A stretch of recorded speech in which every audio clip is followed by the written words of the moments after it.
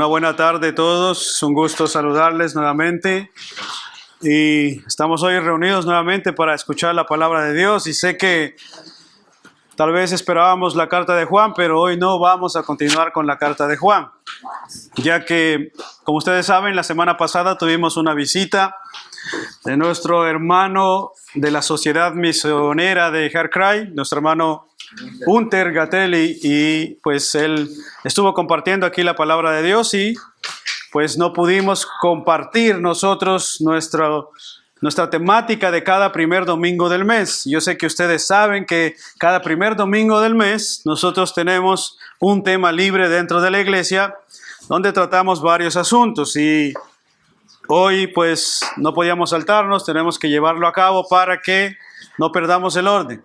Amén. Así que, ¿qué les parece si me acompañan al libro de los Hechos en el capítulo 2?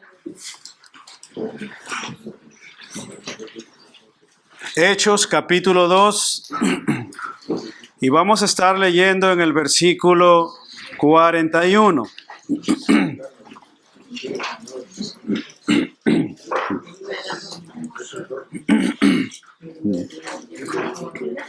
Hechos capítulo 2, versículo 41 y 42.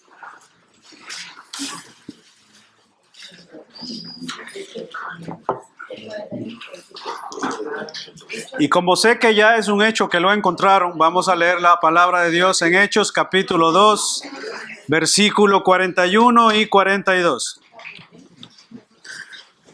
Libro de los Hechos, capítulo 2, versículo 41 y 42. Es un hecho que deberíamos encontrarlo rápidamente, ya que es un libro muy conocido. Pongámonos de pie si son tan amables, hermanos. Capítulo 2, versículo 41 dice: así que los que recibieron su palabra fueron bautizados y se añadieron aquel día como 3,000 personas. Y perseveraban en la doctrina de los apóstoles, en la comunión unos con otros, en el partimiento del pan y en las oraciones. Les voy a pedir que me acompañen en oración, hermanos. Señor, nos presentamos delante de ti, puestos en pie todos, Señor, reconociendo primeramente nuestras faltas y limitaciones delante de ti, Señor. Señor, nos presentamos como un solo pueblo, como un solo cuerpo, Señor, redimidos y comprados por tu sangre, Señor.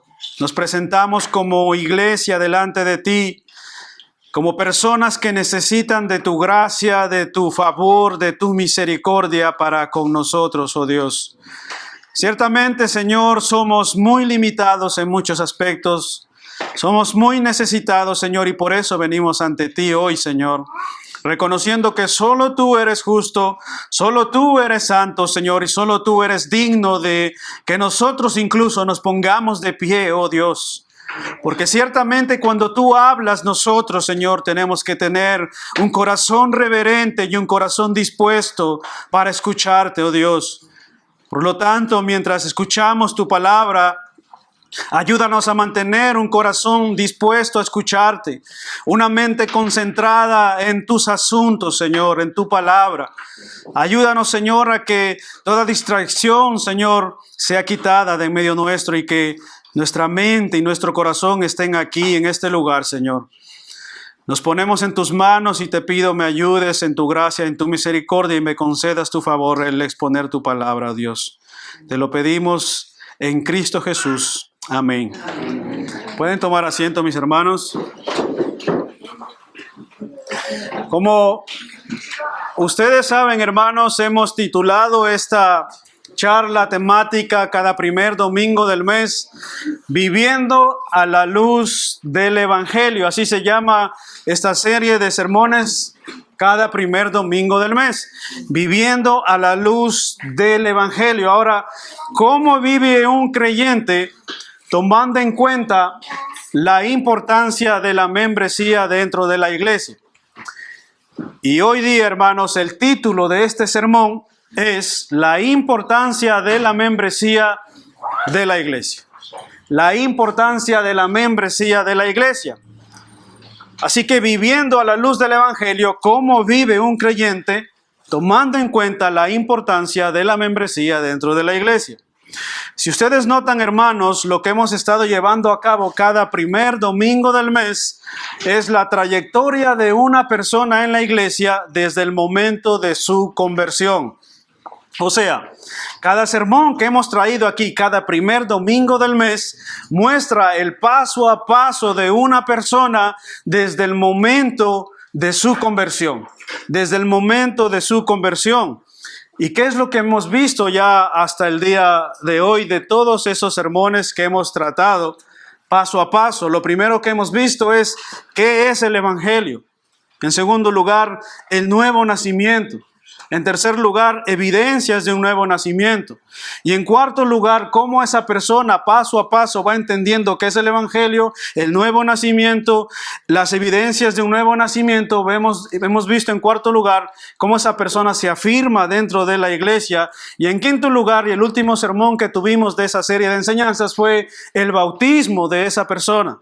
Si notan cómo es un paso a paso de una persona desde el momento de su conversión, ella escucha el Evangelio, da evidencias de un nuevo nacimiento, comienza a mostrar en su vida ese nuevo nacimiento, se comienza a afirmar en su iglesia, solicita bautizarse. Y ahora ustedes, hermanos, ¿cuál creen ustedes que debería ser el siguiente paso de esa persona que ha ido paso a paso en todo este proceso? ¿Cuál creen ustedes que debería ser el siguiente paso? Pues no cabe duda, hermanos, que no es otro que solicitar la inclusión de la membresía en aquella iglesia local que esta persona desea congregarse. Ese es el siguiente paso.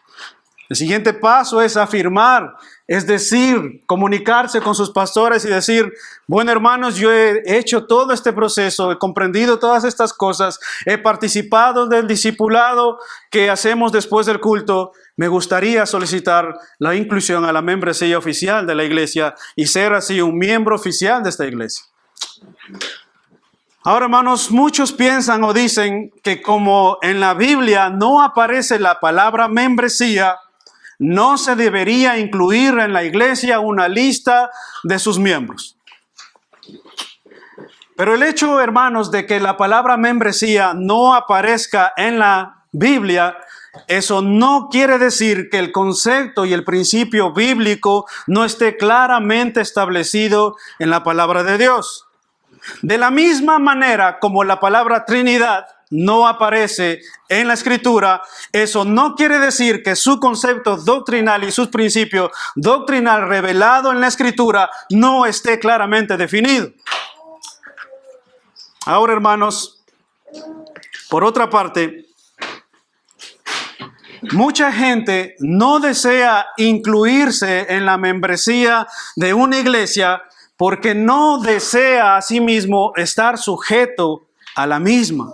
Mucha gente simplemente no desea unirse oficialmente a la iglesia porque no desea estar sujeto a ninguna iglesia y porque simplemente piensan ellos que no desean que nadie se meta en su vida.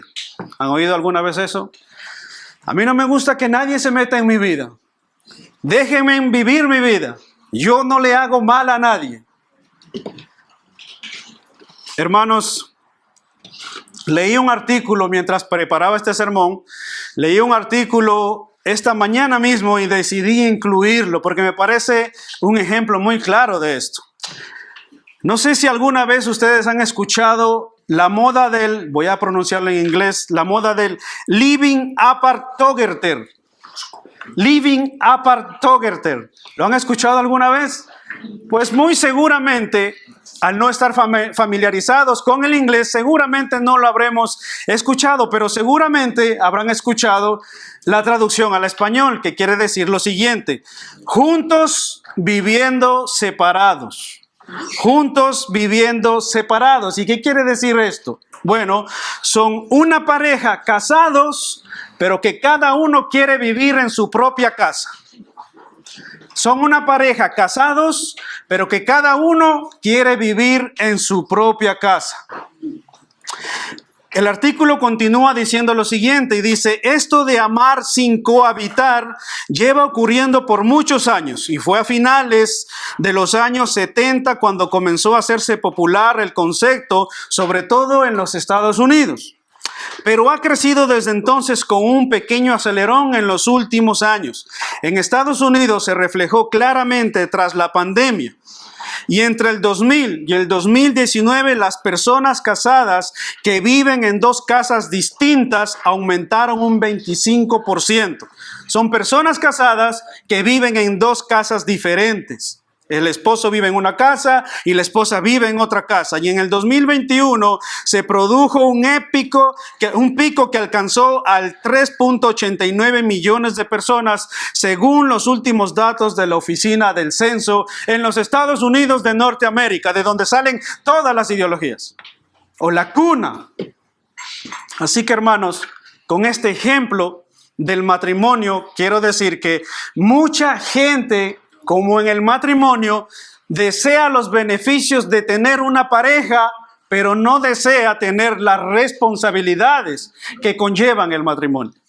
Deseamos los beneficios de una institución, deseamos los beneficios del matrimonio, deseamos los beneficios de la iglesia, pero no deseamos cumplir o sujetarnos a las responsabilidades que eso conlleva. Lo mismo pasa en la familia. Los hijos desean los beneficios de la casa, los beneficios que sus padres les proveen, pero muchas veces no quieren cumplir las reglas y los órdenes que hay dentro de una casa.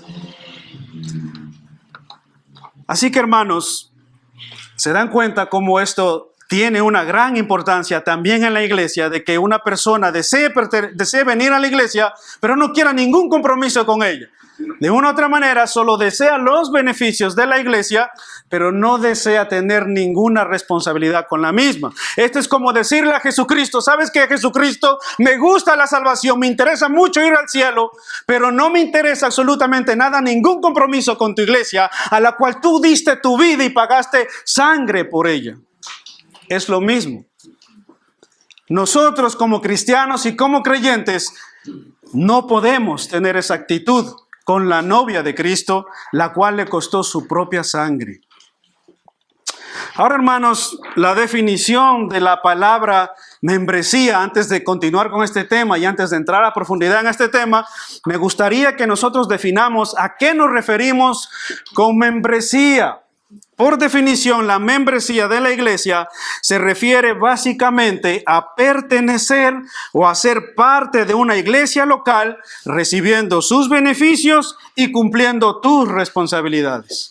Vuelvo a repetir, la definición de la membresía en una iglesia se refiere básicamente a pertenecer o a ser parte de la iglesia local, recibiendo sus beneficios y cumpliendo tus responsabilidades. Eso es básicamente, por definición, cuando nos referimos a la membresía, para que nos quede claro a todo el mundo y no haya ninguna duda. Ahora, hermano, en otras palabras, si eres cristiano, y aquí viene el punto, si eres cristiano, tú entiendes esto. Si eres cristiano, tú te sujetas y tú comprendes esto. Pero si tú no eres creyente, yo entiendo que tú no desees ningún beneficio, ninguna responsabilidad con la iglesia. Pero si tú eres cristiano, tienes la responsabilidad de unirte a tu iglesia local y tú necesitas solicitar la inclusión en la membresía oficial de la iglesia. Tú necesitas pertenecer a la iglesia. Tú necesitas afirmarte en la iglesia. Tú necesitas poner tus dones y talentos dentro de la iglesia. Y así como te beneficias de la iglesia, también tienes responsabilidades para con tu iglesia local. Ahora, hermanos, permítame tomar un poco de agua.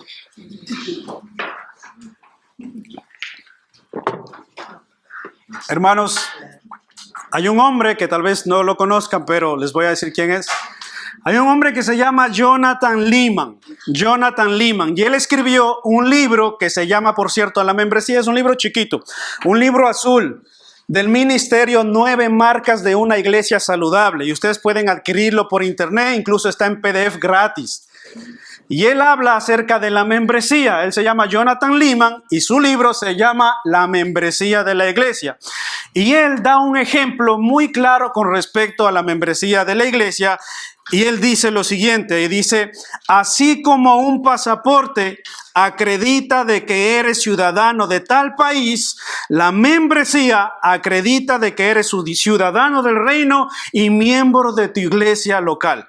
Así como un pasaporte acredita que eres ciudadano de tal país, la membresía acredita que eres ciudadano del reino y miembro de tal iglesia local en la que te congregas. Por ejemplo, si tuvieras tú un problema de documentación aquí en Francia, tú por ende debes acudir al consulado de tu país, donde ellos avalarán que perteneces a la nación de la que dices venir. Si nosotros como extranjeros tenemos un problema de documentación, ¿a dónde acudimos? Si tú eres colombiano, no vas a acudir al consulado de Irak. Si tú eres ecuatoriano, no vas a acudir al consulado de Afganistán. ¿Verdad que no? Si tú eres extranjero y vives en Francia, tú acudes a la embajada o al consulado correspondiente de tu país para que ellos acrediten la documentación que tú necesitas presentar en el país del que estás emigrando. Ellos certifican quién eres tú, ellos dicen quién eres tú. De la misma manera, si tú viajas a otro país y vas a congregarte en otra iglesia y aquellos pastores de esa otra iglesia sana te van a preguntar, bueno, ¿y usted quién es? Bueno, yo soy fulano de tal y vengo de la iglesia tal y mis pastores son tal y tal persona. ¿Se dan cuenta? Es lo mismo cuando nosotros vamos a emigrar a otro país o a ciudad o incluso cambiar de iglesia. Si tú te mudas a otro lugar y deseas mudarte a otra iglesia sana, te van a preguntar, ¿y usted quién es? ¿De dónde viene? Yo vengo de la iglesia tal y mis pastores son tal y tal persona. Mucho gusto. Dicho esto, hermanos, permítanme ahora darles 4 razones bíblicas breves para que si aún no eres miembro de esta iglesia local, puedas solicitar tu membresía si tu deseo es afirmarte en esta iglesia. 4 razones bíblicas para que nosotros podamos apreciar la membresía bíblica y ciertamente solicitar la membresía bíblica en nuestra iglesia local. Así que veamos entonces en primer lugar, ¿por qué es importante la membresía bíblica en la iglesia local? Número 1, porque es bíblico. Número 1, porque es bíblico. Y ese es un punto importante. Número 1, porque es bíblico, hermano. Y todo lo que hacemos dentro de la iglesia, no podemos hacerlo según los pensamientos de los líderes. Según los pensamientos o la denominación a la que pertenecemos. Eso no debe ser así en la iglesia. En la iglesia la cabeza es Cristo. Entonces, por lo tanto, lo que hacemos dentro de la iglesia debe estar basado en la Escritura. Entonces, ¿por qué es importante la membresía de la iglesia? ¿Por qué es importante ser miembro oficial de una iglesia? Número 1, porque es bíblico. En el Nuevo Testamento, las cartas pastorales, hermanos, dan por sentado y presuponen que un creyente pertenece a la membresía oficial de su iglesia. Las cartas pastorales dan por sentado que un creyente pertenece a la membresía oficial de su iglesia.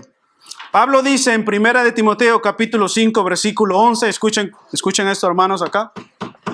1 de Timoteo capítulo 5 versículo 11 dice, no pongas en la lista a las viudas que no tengan menos de 60 años. Ahora surge una pregunta. ¿Son esas mujeres las viudas de todo el mundo o son las viudas de ese lugar donde se congrega? Por supuesto, se refiere Pablo, aconsejando a Timoteo, a las viudas de la iglesia local. No está pidiendo que se añadan a la lista las viudas de todo el mundo, sino las viudas de la iglesia local, porque lo otro sería simplemente imposible. Ahora, hermanos, claramente son las de este lugar. Son las de esa iglesia local. En Hechos 2:41 dice, así que los que recibieron su palabra fueron bautizados y se añadieron aquel día como 3,000 personas. ¿Sí ven el proceso? Los que creyeron, los que recibieron su palabra, fueron bautizados y se añadieron aquel día a la iglesia como 3,000 personas. En este pasaje se nos dice que los nuevos creyentes fueron añadidos a la iglesia local. Y en la iglesia primitiva, hermanos, en esta misma iglesia que describe el libro de los Hechos, que era una iglesia muy joven en sus primeros pasos, surgieron obviamente los primeros problemas. Acompáñenme al Hechos capítulo 6, versículo 1, donde Lucas nos dice cuál fue uno de los primeros problemas que surgieron en esta iglesia local. Hechos capítulo 6, versículo 1. Dice ahí: hubo murmuración de los griegos contra los hebreos de que las viudas de aquellos eran desatendidas en la distribución diaria. Y ahora miren aquí cuál fue la solución.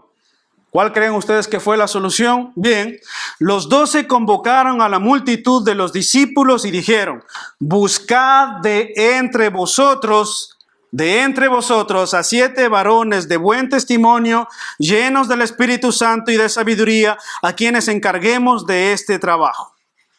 Ahora, hermanos, de este pasaje surgen las siguientes preguntas que yo les invito a que juntos podamos responder.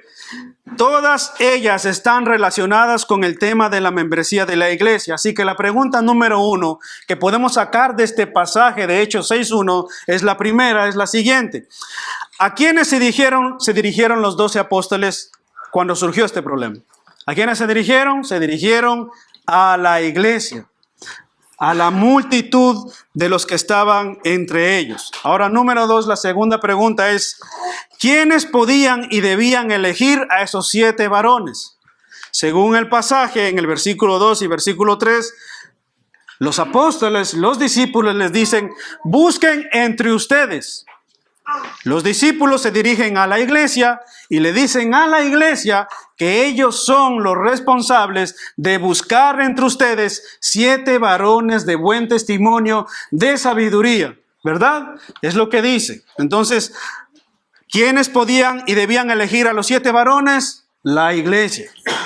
Ahora, en tercer lugar, la tercera pregunta: ¿de dónde debían tomar esos 7 varones? ¿De otras iglesias colindantes? ¿De las iglesias del cuerpo universal de Cristo? No, ¿verdad? Era de su iglesia local.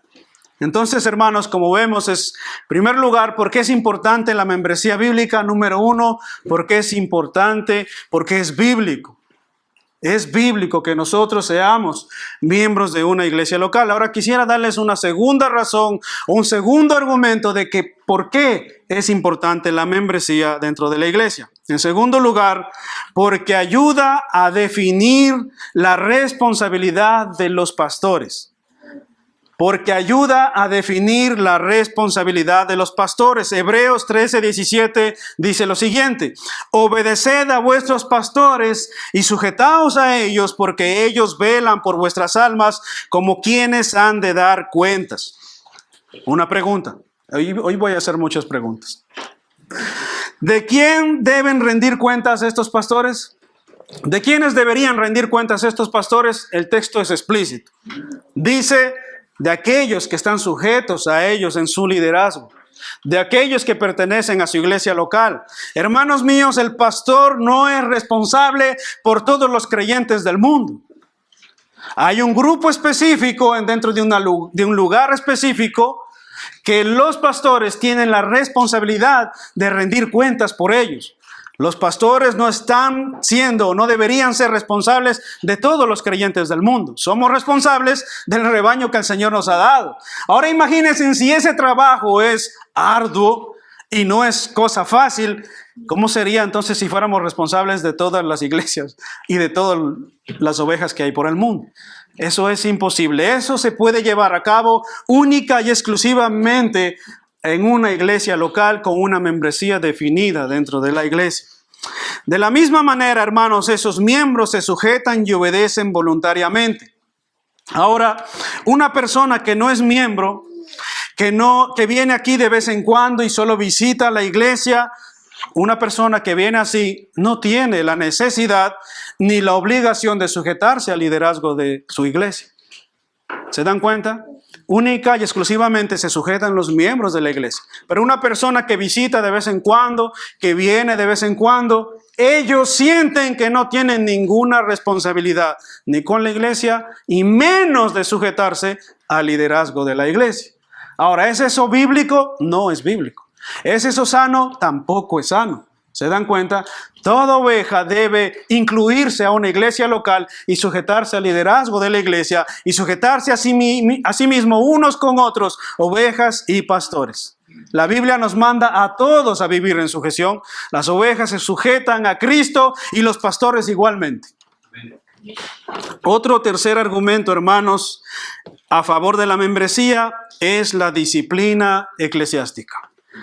Otro argumento a favor de la membresía en la iglesia es la disciplina eclesiástica. Y hermanos, no cabe duda de que la disciplina eclesiástica es un argumento a favor de la membresía, porque simplemente no se puede llevar a cabo fuera de una membresía. No hay otro paso, no hay de otra manera de llevarlo a cabo. Y eso lo vemos en Mateo 18. Y les voy a pedir que me acompañen ahí, Mateo capítulo 18. Donde veremos cómo el Señor Jesucristo nos da un ejemplo claro de la disciplina bíblica dentro de una iglesia local. Mateo capítulo 18.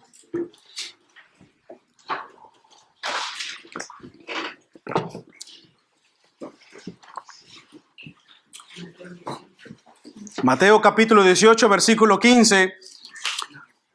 ¿Ya lo tienen? Me gustaría que vayamos todos ahí porque sinceramente es un texto que debemos analizarlo y es un texto que todos debemos conocer. Todos, absolutamente todos. Mateo capítulo 18, versículo 15 nos muestra aquí un claro ejemplo de cómo deben proceder los cristianos cuando tienen diferencias con otros hermanos. Hermanos míos, ponedme atención aquí. ¿Saben que algún día, yo no lo sé, no sé si ustedes sabían que algún día van a tener diferencias con el que está a su lado? Bueno, si no es tu esposo, bueno, con tu esposo o tu esposa surgen esas diferencias. Pero aún ellos están sujetos a este texto. Los esposos y las esposas también. Pero hermano mío, quiero decirte algo, que en algún momento va a surgir alguna diferencia con tu hermano que te congregas en la misma iglesia. No sé si te has dado cuenta que cuando pecadores se reúnen, hay pecado. No sé si ustedes, bueno, yo vivo en este mundo terrenal y de este lado de la cruz todos pecamos y cometemos pecado tarde o temprano contra nuestro prójimo. Así que este es un pasaje que nos enseña claramente cómo debemos proceder, cuál debe ser nuestro paso a paso y nuestra actitud cuando alguien peca, ya sea contra nosotros o nos enteramos de que alguien anda en pecado. Miren lo que dice ahí, Mateo capítulo 18, versículo 15. Dice, si tu hermano peca, número uno es tu hermano. Si tu hermano peca, dice, ve y repréndelo a solas. ¿Escucharon eso? Si tu hermano peca, ve y repréndele a solas. Oigan, ahí no dice, si tu hermano peca, ve y llama a tu mejor amiga en la iglesia. Si tu hermano peca, ve y llámale a tu comadre o a tu compadre en la iglesia. Eso no dice el pasaje. El pasaje dice, si tu hermano peca, ve tú a solas con tu hermano y reprende a tu hermano. Y ahora luego dice un por qué. ¿Por qué? Porque si te escucha, has ganado a tu hermano, y ese es el objetivo cuando hay estas diferencias. El objetivo nuestro como hermanos en Cristo no es dañarnos, sino más bien ayudarnos, restaurarnos, perdonarnos. Amén. Dice, pero si no te escucha, lleva contigo a uno o a dos o más, para que toda palabra sea confirmada por boca de 2 o 3 testigos. Así que, número 1, vas a solas con tu hermano porque ha pecado contra ti. Número 2, si no te escucha, vas con 2 o 3 testigos para que en boca de 2 o 3 conste toda palabra de lo que ha pasado. Y ahora, y si rehúsa a escucharlos, entonces, y solo entonces, dilo a la iglesia. Si leyeron, lean el pasaje conmigo. Y si rehúsa a escucharlos, dilo a la iglesia. ¿Oyeron eso? Este es el proceso. Vas a solas. Si no escucha, vas con 2 hermanos. Y si no se arrepiente y persiste en su pecado, entonces, y solo entonces, dilo a la iglesia. Y si también rehúsa a escucharlo a la iglesia, sea para ti tenido como el gentil y el recaudador de impuestos. En este contexto, ustedes saben que los recaudadores de impuestos simplemente eran los despreciados del pueblo de Israel. Y los gentiles para los judíos eran simplemente personas inmundas que no conocían al Dios Salvador. Ahora, esto no quiere decir que nuestros hermanos que pecan y persisten en el pecado y simplemente no desean arrepentirse, nosotros deberíamos tratarles como el gentil y publicano. Eso no es lo que estamos diciendo. Lo que estamos diciendo es que nuestro objetivo debe ser restaurar a nuestro hermano. Restaurar a nuestro hermano, ayudarlo. Ahora, hermanos, la pregunta aquí es, este texto es explícito. ¿A qué iglesia debemos presentar el caso de pecado sin arrepentimiento? Si surge pecado dentro de la iglesia, ¿a qué iglesia, según el versículo 17, se debe presentar este caso? Cuando dice, si no te escucha, dilo a la iglesia. ¿A qué iglesia? A la iglesia local. No le vamos a mandar a la iglesia adventista, ¿verdad? No le vamos a mandar a la iglesia del séptimo día, a la iglesia del barrio de al lado. No, hermanos. Es lógico que cuando estas cosas surgen dentro de la iglesia, el caso sea llevado delante de la iglesia. ¿Se dan cuenta? ¿Debemos escribirle acaso una carta a la iglesia universal para decirle lo que ha pasado? Obviamente que no.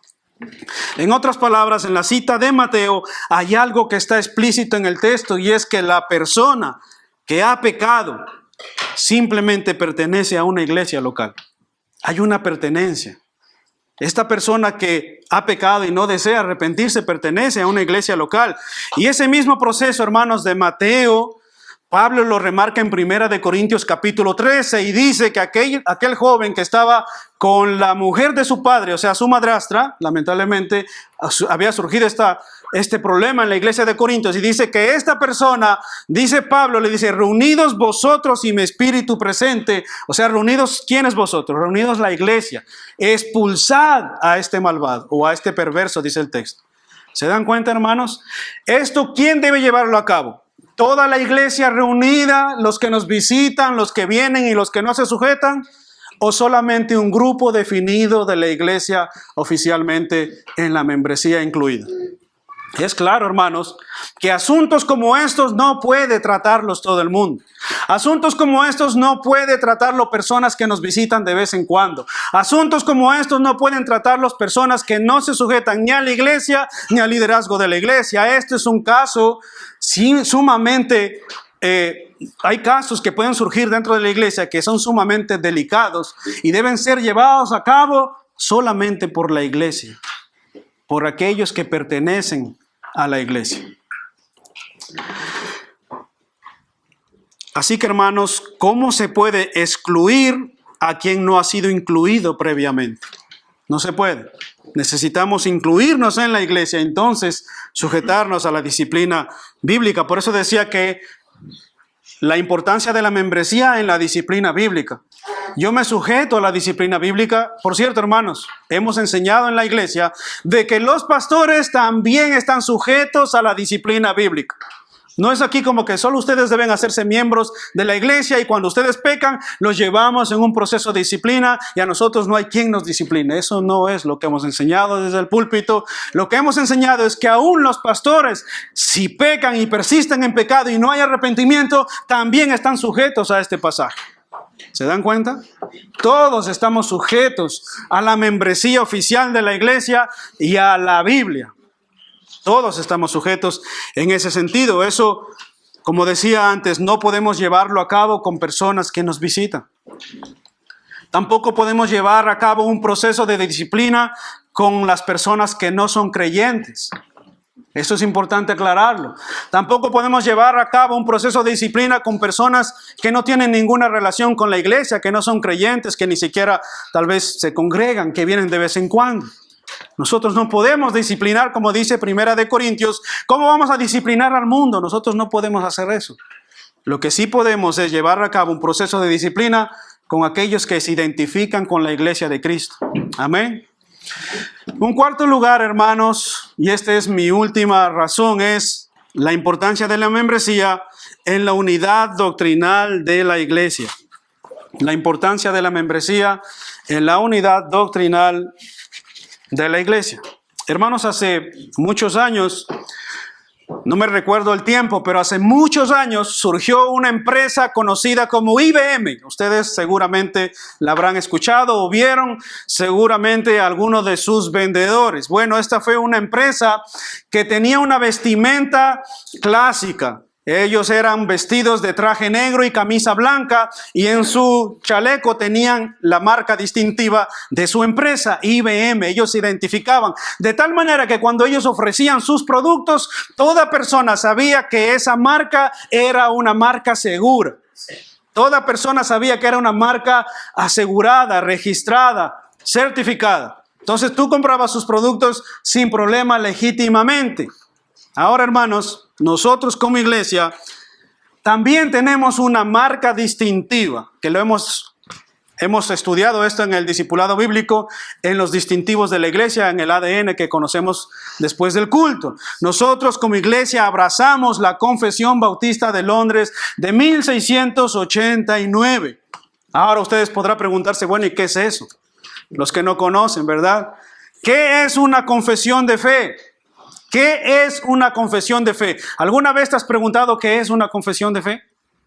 Bueno, hermanos, una confesión de fe es una declaración de las doctrinas que una iglesia local abraza y se presenta en forma sistematizada que resumen los principios doctrinales bíblicos del cristianismo. Eso es básicamente una confesión de fe. De manera sencilla, son las doctrinas que una iglesia local abraza. Es simplemente eso.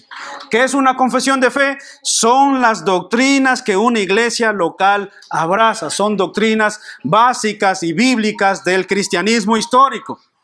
Ahora podríamos preguntarnos, ¿por qué es necesario una confesión de fe? ¿Acaso no es suficiente con decir, yo creo en la Biblia? ¿No es suficiente eso? ¿Por qué necesitamos entonces una confesión de fe? ¿No sería acaso suficiente con decir, bueno, yo creo en la Biblia? Bueno, hermanos, no es suficiente.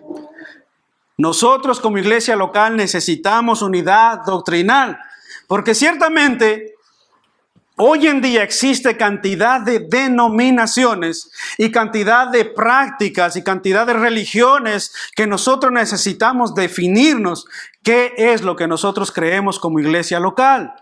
Ahora permítanme darle una razón sumamente importante.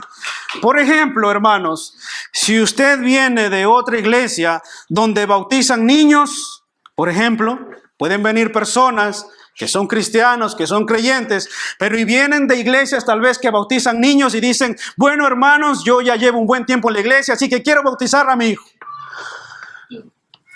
¿Qué hacemos nosotros si nosotros no tenemos una declaración de fe definida? Si nosotros no tenemos una columna vertebral doctrinal definida. Entonces aquí practicamos de todo. Seríamos una Macedonia de doctrinas. Una mezcla de una ensalada de frutas doctrinales. ¿Se dan cuenta? Nosotros como iglesia local no podemos vivir así, hermanos. Nosotros a través de la Biblia y de la confesión de fe podemos mostrarle que es algo que nosotros como iglesia local simplemente no practicamos. Hay confesiones de fe que sí lo llevan a cabo, lo aceptan, y hay iglesias que sí bautizan a los niños. Pero nosotros como iglesia local simplemente no llevamos a cabo esa práctica porque como iglesia local creemos que los que se bautizan son los creyentes. Los que se bautizan son aquellos que han entendido que son pecadores y se han arrepentido y ahora quieren identificarse con Cristo de manera externa porque ha habido un proceso y un nuevo nacimiento en su corazón de manera interna. Y ahora ellos quieren demostrarlo de manera externa, porque ha habido una conciencia de arrepentimiento, ha habido un arrepentimiento en sus corazones y ahora yo deseo mostrar lo que ha pasado. Un niño, un bebé simplemente no puede llevar a cabo eso y por eso nosotros no practicamos eso. Ahora, o si usted viene de otra iglesia local y cree tal vez que la salvación se pierde, o puede que usted crea que usted aporta algo en su salvación. Puede que vengan personas así en medio nuestro, ¿verdad? Podemos mostrarle con la Escritura y con mucho amor de que está equivocado.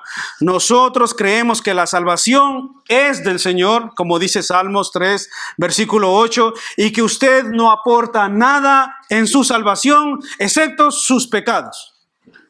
Nosotros, hermanos, no aportamos nada a la salvación. Lo único que aportamos nosotros son nuestros pecados.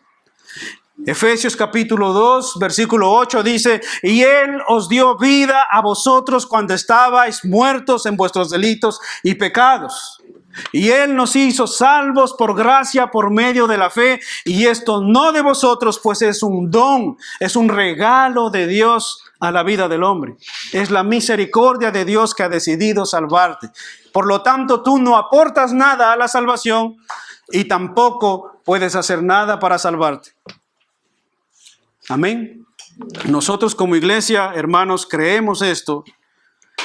Y uno puede decir desde el púlpito: esta es una iglesia sana, esta es una iglesia reformada, pero tener unas prácticas y olvidar la herencia reformada de la que vinimos, obviamente, y tener unas prácticas que son sutiles tal vez, y olvidando justamente y respetando también nuestra confesión de fe. Nosotros podremos decir desde el púlpito: somos una iglesia sana, somos una iglesia reformada, pero tenemos prácticas que no tienen nada que ver con la reforma. Tener prácticas que no tienen nada que ver con una iglesia sana y reformada. Nosotros no podemos vivir de esa manera y tampoco podemos decir desde el púlpito: somos una iglesia sana, pero en la práctica hacemos cosas como que no tienen nada que ver con la reforma ni con la herencia reformada de la que decimos venir. Amén. Por eso, hermanos, toda persona que tiene el deseo sincero unirse a la membresía oficial de esta iglesia debe abrazar su confesión de fe, ya que esto nos unifica doctrinalmente. De tal manera que si tú el día de mañana deseas pertenecer a esta iglesia local, quiero animarte y quiero decirte que estás invitado a abrazar estas doctrinas. Y tú entiendes que están en la Escritura, te animamos a abrazarlas y te invitamos a que las hagas tuyas también. Y si deseas unirte a la membresía de la iglesia, es importante para nosotros mantener la unidad doctrinal de todo el cuerpo local de esta iglesia. Todos debemos creer lo mismo. Aquí no puede existir el grupo este cree una cosa, acá creemos otra y acá creemos otra. Eso no puede pasar en una iglesia local. Todos necesitamos tener una iglesia doctrinal. Así que ¿cuándo podemos decir que una iglesia es unificada doctrinalmente? ¿Cuándo podemos decir que una iglesia es unificada doctrinalmente? Cuando todos los miembros que la componen tienen el mismo compromiso de corazón con la confesión de fe que está basada en la Escritura. ¿Cuándo podemos decir que una iglesia está unificada doctrinalmente? Que es una sola doctrinalmente cuando todos, ¿oyeron eso? Todos sus miembros abrazamos nuestra confesión de fe bíblica. No podemos, como decía, hermanos, para nosotros esto es muy importante, muy vital y muy importante. Por lo tanto, hermanos, si tú deseas pertenecer a esta iglesia, pues esto es lo que nosotros creemos. Necesitamos tener unidad doctrinal dentro de la iglesia. Así que, en resumen, hermanos, ¿por qué creemos que la membresía de la iglesia es importante? Número 1, porque es bíblica. Número 2, porque define la responsabilidad de los pastores. Número 3, porque nos ayuda en la disciplina eclesiástica. Y número 4, porque nos preserva en la unidad doctrinal. Nos preserva en la unidad doctrinal. Y ahora ustedes podrían preguntarse: bueno, hermanos, ¿cuáles son los requisitos para pertenecer a la membresía de esta iglesia local? ¿Cuáles son los requisitos para pertenecer a la membresía de esta iglesia local? Ahora, hermanos, no estamos hablando de los requisitos para bautizarse, que es muy diferente. ¿Ok? Estamos hablando de los requisitos para pertenecer a esta iglesia local. En realidad, en esta iglesia local, hermanos, solo tenemos 3 requisitos importantes y ustedes lo van a ver conmigo y van a notar por qué son importantes. Número 1, uno de los primeros requisitos es que sea creyente. Que sea creyente. Algo básico, que sea creyente. Número 2, que haya sido bautizado. Un creyente no puede estar sin bautizarse. Un creyente se bautiza. Una persona que duda de su salvación, tal vez Puede que esté dudando bautizarse, ¿verdad? Pero un creyente se bautiza. Amén. Entonces ese sería el segundo requisito. Y el tercero es que atraviese los cursos de discipulado que contienen la confesión de fe, el ABC y el ADN de la iglesia que nosotros estudiamos los domingos después del culto. Esos son los tres requisitos: que sea creyente, que sea bautizado y que atraviese los cursos del ABC, el ADN y la confesión de fe. ¿Por qué es importante? ¿Por qué es importante este último requisito? Porque si usted viene a nuestra iglesia y desea pertenecer a la membresía de la iglesia y el día de mañana desea servir dentro de la iglesia, ¿qué es lo que usted va a enseñar? Nosotros como iglesia necesitamos identificar qué es lo que usted cree y si usted cree igual que lo que nosotros creemos. Amén. Para nosotros es muy importante eso, porque todo miembro de la iglesia, hermanos, tiene derechos y responsabilidades. Todo miembro de una iglesia local tiene derechos y responsabilidades. Así, ¿cuál sería su primer derecho como miembro oficial de una iglesia local? Número 1, participar de la membresía de la iglesia. Participar en las reuniones de membresía.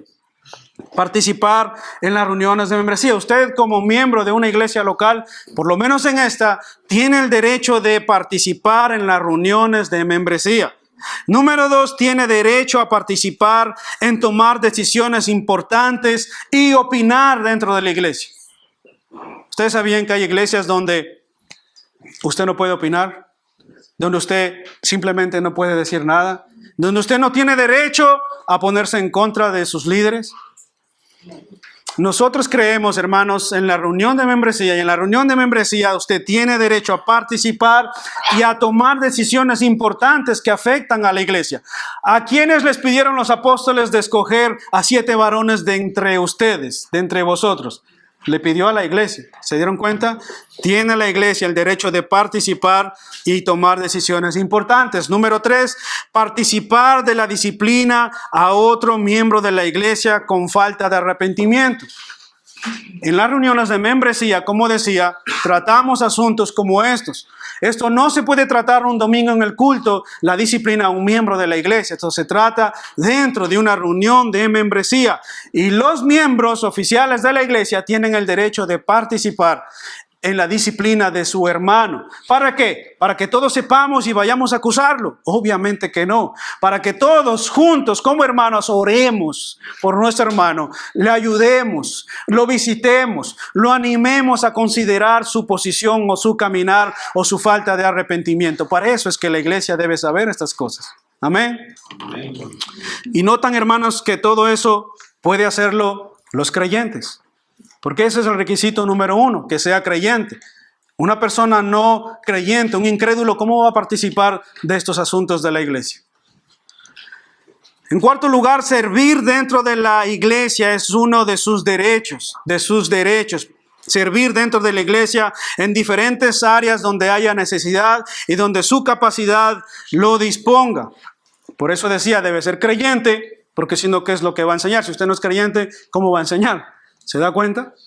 Y número 2, ¿qué va a enseñar dentro de la iglesia? Si le delegan mañana enseñar dentro de un discipulado, dentro de la iglesia, ¿qué es lo que va a enseñar? Una persona necesita ser creyente y conocer lo que nosotros creemos como iglesia. En quinto lugar, es su derecho ser atendido en caso de haber necesidad y recibir consejería y pastorado. Y así como todo miembro de la iglesia, hermanos, tiene derecho, asimismo también tiene responsabilidades. Y ya no les voy a cansar con este asunto, pero voy a ser muy breve. ¿Cuáles son sus responsabilidades como miembro de una iglesia local? Así como tenemos beneficios y derechos, también tenemos responsabilidades. ¿Cuál es nuestra responsabilidad? Tener una vida ordenada y coherente con el evangelio. Esa es nuestra responsabilidad. Cuando nosotros nos identificamos con una iglesia local, tenemos la responsabilidad de tener una vida coherente con el evangelio. Tener una vida coherente en lo que estamos profesando. Número 2, nuestra responsabilidad también es rendir cuentas de su caminar cuando sea necesario. Usted tiene la responsabilidad de rendir cuentas cuando sea necesario. Usted no puede decir, pertenecer a una iglesia y decir simplemente, no se metan en mi vida. Yo hago lo que quiero. Ustedes no tienen derecho a decirme nada. Eso no es lo que manda la Escritura. Todos estamos sujetos de una u otra manera. Así que usted tiene la responsabilidad de rendir cuentas, como nosotros, los pastores, tenemos la responsabilidad de rendir cuentas también a la iglesia. Y en quinto lugar, aportar económicamente a sus hermanos en la fe y a su iglesia local. Esa es una responsabilidad de todo creyente. Esa es nuestra responsabilidad, tanto de toda persona. Si notan, hermanos, por eso es importante el requisito número 1, que una persona que desea pertenecer a la membresía local de esta iglesia debe ser un cristiano, debe ser creyente, debe ser un nacido de nuevo. De estas cosas de la vida de la iglesia participan los creyentes, no los incrédulos. De estas cosas de la vida de la iglesia importantes participan los creyentes. Y Hechos capítulo 2, versículo 41 dice: así que los que recibieron su palabra, ¿oyeron eso? Los que recibieron su palabra fueron bautizados. Y estos que fueron bautizados se añadieron aquel día como 3,000 personas a la iglesia. Hechos 2, 41 es el texto que hemos leído al principio. Los que recibieron su palabra. ¿Quiénes son los que reciben su palabra? Los creyentes reciben su palabra. Y estos, ¿qué es lo que pasa con estos? Son bautizados. Y estos, en tercer lugar, son añadidos a la iglesia. Hermanos, con esto termino. ¿Qué es lo que nosotros buscamos como iglesia local? ¿O qué pretendemos nosotros a través de esta enseñanza? Sé que esta enseñanza tal vez puede haberle parecido un poquito, tal vez tediosa, ¿verdad? Puede haberle parecido tal vez algo difícil de entender o comprender a cabalidad, a totalidad. Pues quiero decirles, hermanos, que no es la primera vez que enseñamos de este tema, no es la segunda y tampoco será la última, porque esta enseñanza es tan básica y tan necesaria para toda la iglesia y asimismo para todos los que nos visitan, por si algún día desean pertenecer a la membresía de esta iglesia. Y ahora, ¿y por qué es para mí tan vital y tan importante este tema? Porque, hermanos, no es tanto el concepto y la comprensión total, literal de todo. Para nosotros como hermanos en Cristo, nuestro objetivo, nuestra meta como cristianos, no es tanto que esta iglesia sea famosa y que de aquí salgan cristianos star o estrellas con una vida perfecta, intachable. No, hermanos, porque ciertamente somos débiles y somos pecadores. Nuestra intención como iglesia local es que nosotros seamos fieles a Dios, fieles a su palabra, que seamos coherentes con el testimonio, con la confesión de fe que nosotros decimos tener. Nuestra vida debe ser coherente con Cristo, con su palabra. Nuestra vida debe ser coherente con la iglesia a la que asistimos. No podemos decir que pertenecemos a una iglesia local y luego nuestras vidas entre semanas ser un desastre. No podemos decir que pertenecemos o deseamos pertenecer a una iglesia local y nuestras vidas ser un completo desastre en nuestro diario vivir. No podemos vivir de esa manera, hermanos. Nosotros necesitamos, como dice justamente la carta a los Colosenses, vestidos pues como escogidos de Dios, santos, llamados de entrañable misericordia y de benignidad. El objetivo de pertenecer a la membresía de la iglesia es vestirnos de Dios y andar como santos, llamados de entrañable benignidad, ser cordiales, ser hermanos humildes, de mansedumbre, de paciencia y soportándonos unos a otros, perdonándonos unos a otros. Y si alguno tuviera queja contra otro, de la misma manera en que Cristo nos perdonó, asimismo nos perdonemos unos a otros como Cristo nos ha mandado.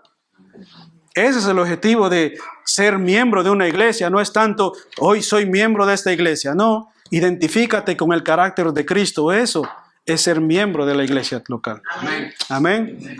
¿Qué les parece si oramos, hermanos?